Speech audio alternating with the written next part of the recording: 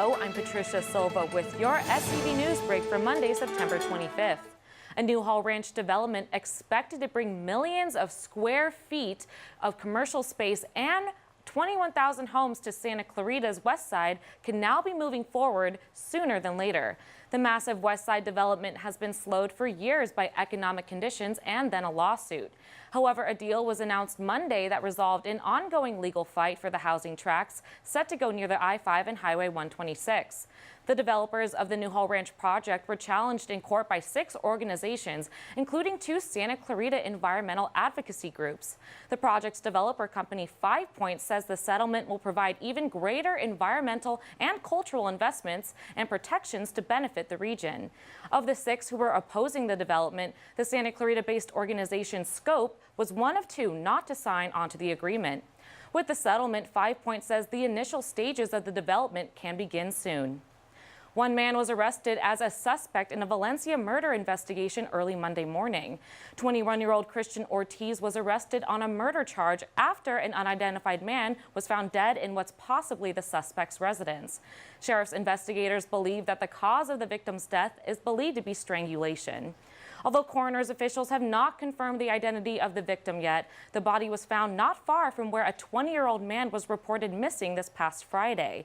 The body was found on the 23,600 block of Via Valor, the same area where 20-year-old Brian Rodriguez was last seen at around 5:50 on Friday evening. Rodriguez's family also reports seeing him arguing with Ortiz before disappearing. Homicide detectives have not confirmed any of if the victim was in fact the 20-year-old Rodriguez or whether a murder has officially taken place. However, COC students set up a vigil table area for Rodriguez at the school's Valencia campus. This is still an ongoing investigation. We're going to take a quick break, but when we come back, see how the annual River Rally went this year. Plus, find out who this month's Archery Speaker Series is after the break. You taught him how to hit a baseball, how to hit a receiver, the strike zone, the net. You taught him how to hit the upper corner. You even taught him how to hit the open man. But how much time have you spent teaching him what not to hit?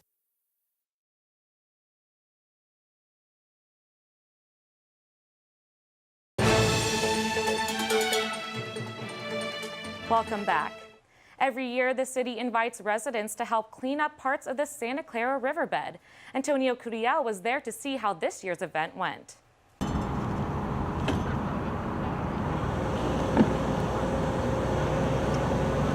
You'll never know what you're gonna find.